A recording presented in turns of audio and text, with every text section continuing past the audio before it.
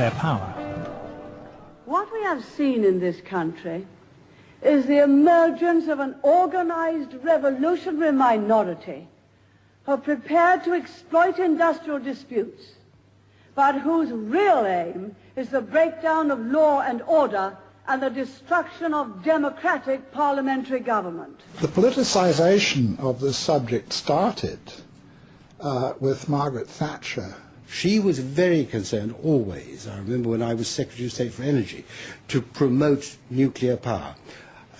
Long before the issue of climate change came up, because she was concerned about energy security, and she didn't trust the Middle East, and she didn't trust the National Union of Mine Workers. So she didn't trust oil, and she didn't trust coal.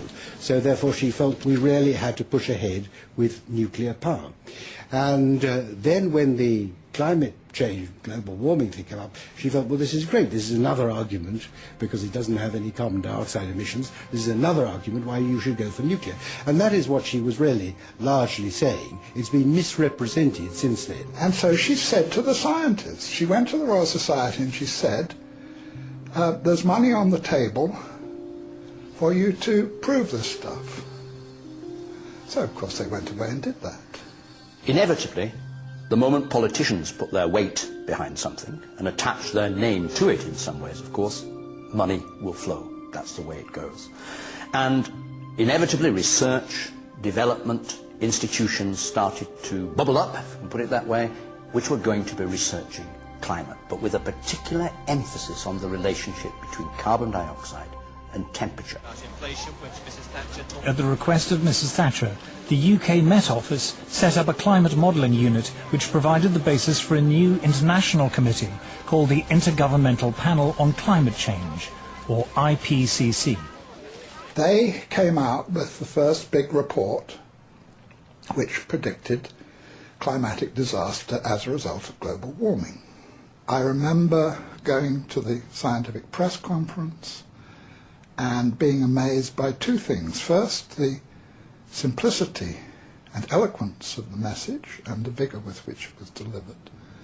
And secondly, the total disregard of all climate science up till that time, including, incidentally, the role of the sun, which had been the subject of a major meeting at the Royal Society just a few months earlier.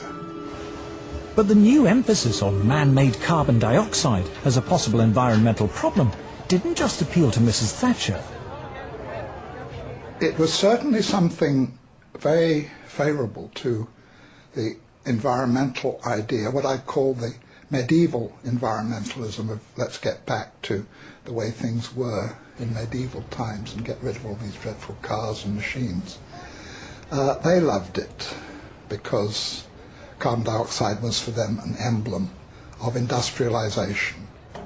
Well, carbon dioxide clearly is an industrial gas, and tied in with economic growth, with transportation in cars, with what we call civilization.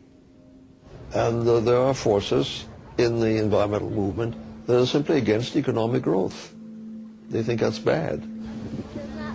It could be used to legitimize a whole suite of myths that already existed: anti-car, anti-growth, anti-development, and above all, anti that great Satan, the US.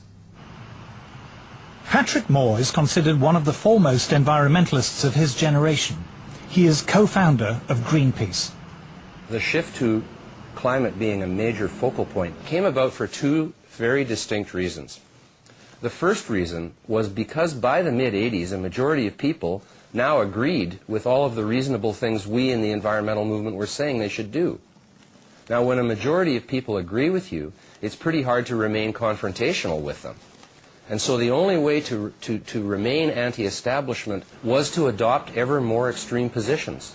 When I left Greenpeace, it was in the midst of them adopting a campaign to ban chlorine worldwide.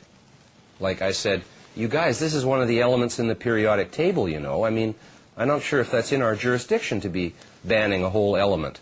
Destroying the wall were soon down. The other reason that environmental extremism emerged was because world communism failed, the wall came down, and a lot of peaceniks and political activists moved into the environmental movement, bringing their neo-Marxism with them, and learned to use green language in a very clever way to cloak agendas that actually have more to do with anti-capitalism and anti-globalization than they do anything with ecology or science. The left have been slightly disoriented by the manifest failure of socialism and indeed even more so of communism as it was tried out.